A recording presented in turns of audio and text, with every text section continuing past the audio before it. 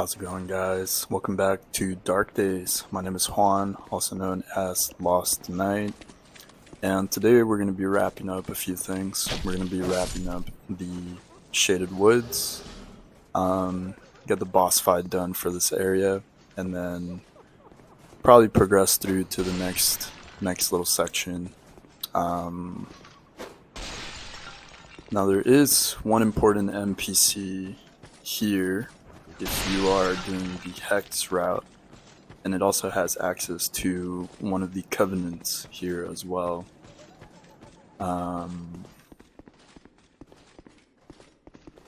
Which we'll show in a minute. But this area's got a few other secrets. Well, we won't really spend too much time through them here. We'll probably come back to them later. But yeah. Just gonna be wrapping it up. Now over here by wonder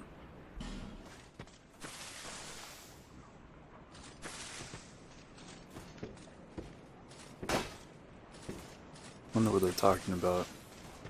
Oh, hey. It's one of the hidden moths. They have these hidden throughout the game in some pretty cool places. And I believe we could probably knock this guy down.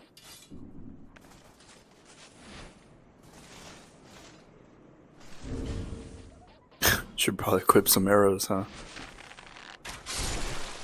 There we go. And then these guys drop Twilight Herb. Cool.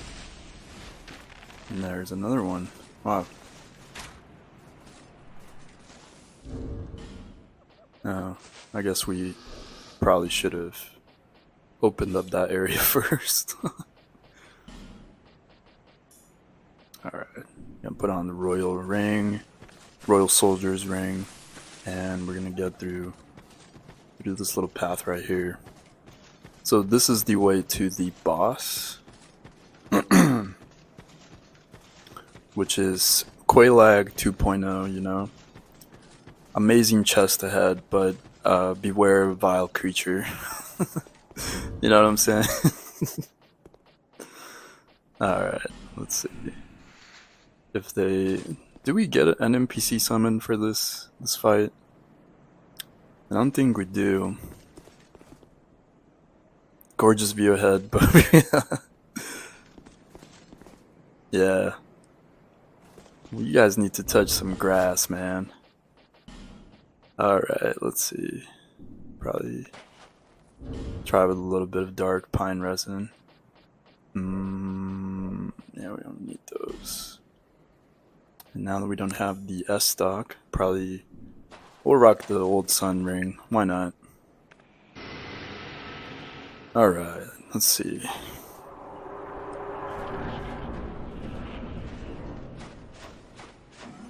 There she is. Now, the sorceries are very powerful, and there is the full glory. So a good strat for her is actually just hug her left side and try to get her to do this tail swipe.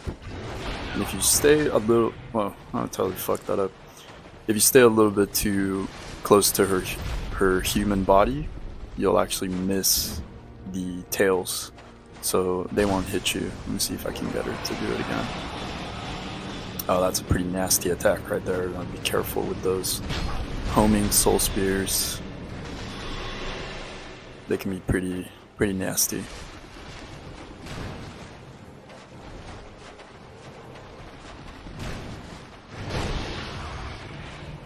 Damn. Alright, when she goes under, you can see the plume of smoke, or dust, I guess. And she'll burst out of the ground close to the player every time. Just gotta keep an eye on her. Oh my god. Not paying attention. Okay, let's see. Probably should focus a little bit. Haven't done this fight in a while. There we go. That's what I mean. So we can pretty much get her into a loop of that attack. How did that hit me? She hit forward. These Dark Souls 2 hitboxes, dude. I'm surprised none of these attacks have triggered the old Sun Ring. And then, yeah, just be careful once she starts doing that backwards tail attack. Sometimes it'll sweep, so you don't want to stay too far to the side. But you can see here, we can use her RNG to our advantage. And that Soul Spear attack is the fucking worst. Oh, that's some bullshit right there. It tracks with her as she's in the ground. I think we're dead, boys. I think this might be the end. Yeah. Alright. A little rusty with this fight. But we're gonna come back and do this thing. So yeah, we can try to get her on that loop of that attack. I didn't know that her homing soul spears tracked while she's underground. That's actually pretty ridiculous to be honest. How quick they move while she's kind of digging through the ground. It's a little bit crazy. Sorry, hold on.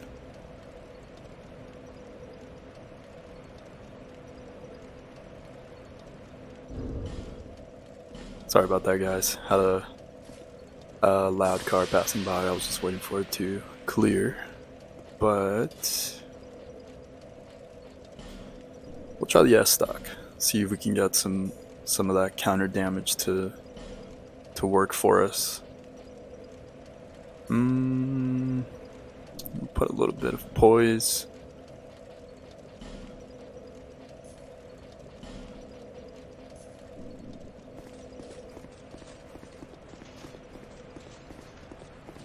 Alright, and we're not really gonna bother with these guys. We're just gonna boss rush it.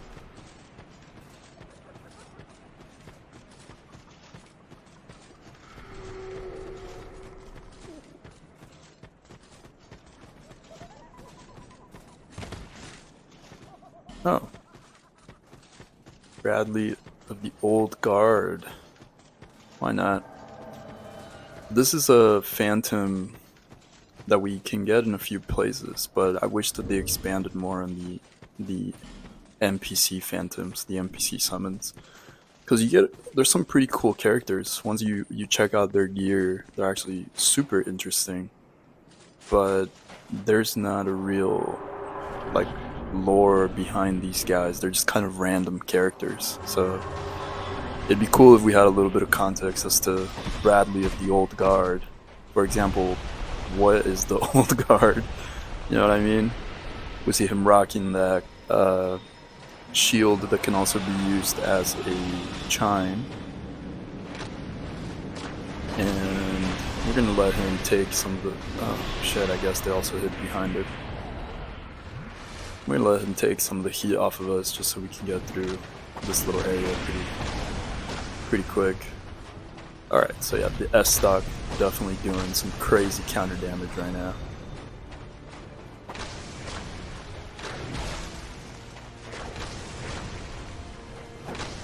Yeah, our pokes are doing a little bit less damage, but when we get a critical, it actually, like right there, we got a little critical versus and we got another one right there. Yeah, pretty easy. And gets the dual bow.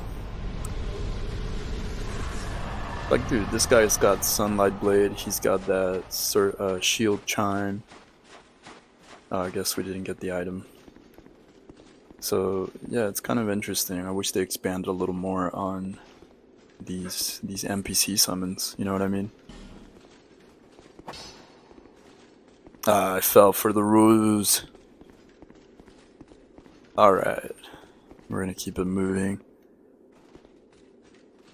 Now, I really only played through the game, I think once or twice, like all the way through. Most of the time I spent was doing either co-op or PvP with my friend.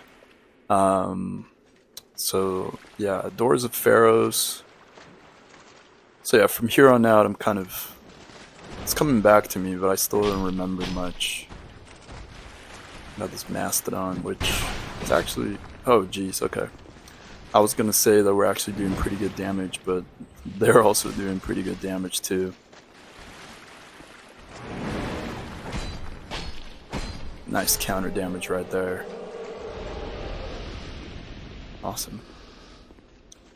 And I think there should be a bonfire somewhere around here, but let's get rid of this guy first. We see this is another worm warrior, same as Gavlan.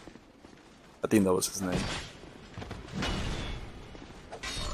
Lonesome Gavlan.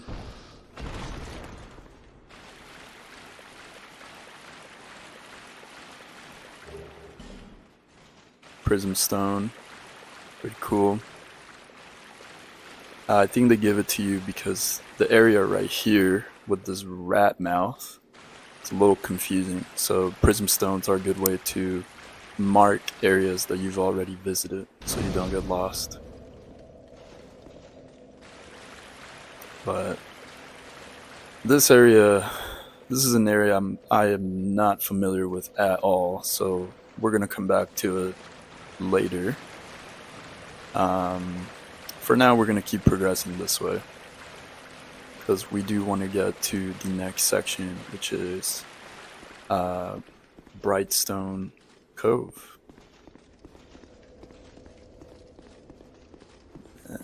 Got this guy right here next to this chest.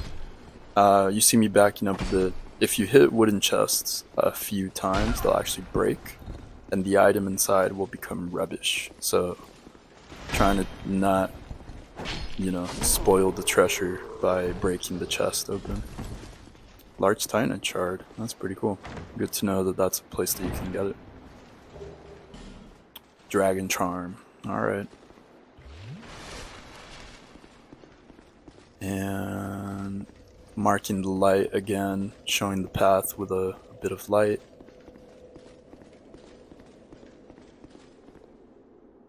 Try wheel and then try exchange. So that was one of the locations where Gavlan was originally.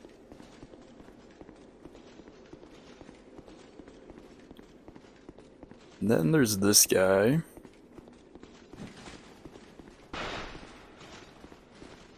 Just gets stuck in our shield like that. That's pretty funny. Now, don't be overconfident. These guys' punches are very powerful. Alright. Just gonna keep it moving along. That seems like death right there. And got a crystal lizard. Shit. Alright. We'll get it later.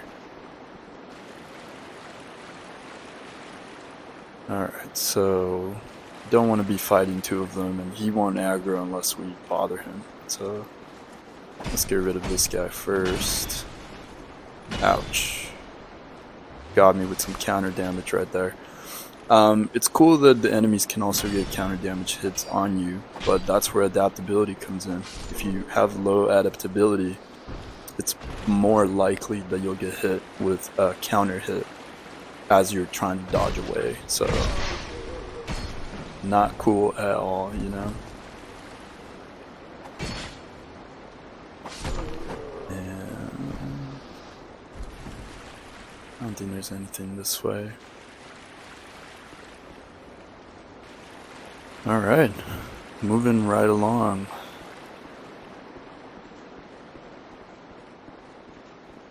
Too bad we didn't get the crystal lizard.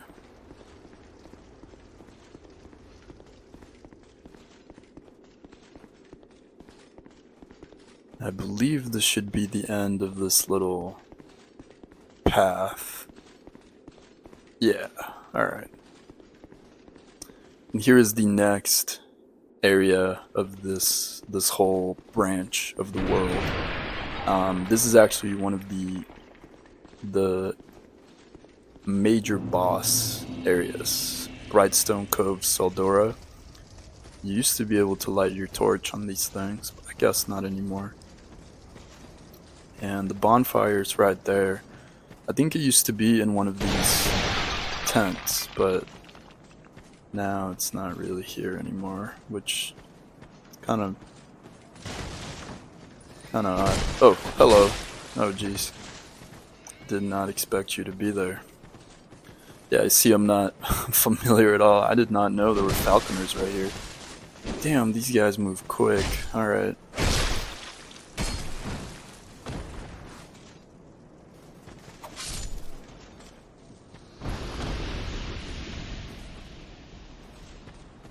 It's a whole encampment of enemies right here. Might as well just light this bonfire real quick. Just in case of anything. We do have a lot of souls, so we're actually going to... Yeah, let's go over to...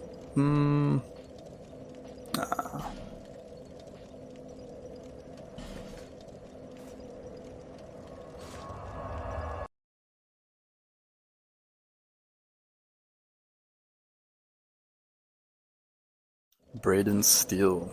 Or Braden Steel. So, we are here in the Shaded Woods because we're actually going to pay Vengarl a visit. There's something that we want to get from him. Something very, very cool, very important weapon.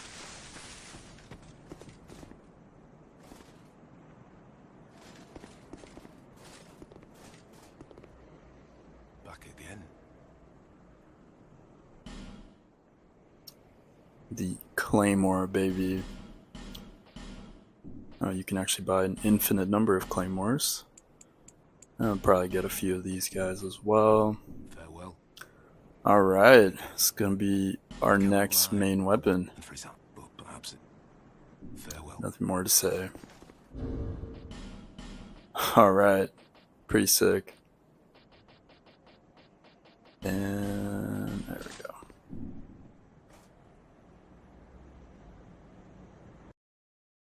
Don't know why I used the homeward bond there. I don't really use them too much, so figured we might as well use it. Not that the run back to the bonfire is pretty long. Alright, let's nullify this thing. And you can see there's this message, nullify the human effigy effect.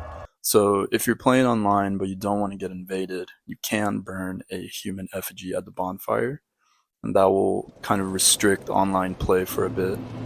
But yeah, back here in Majula, probably going to get our specs ready so we can use this claymore for the next section.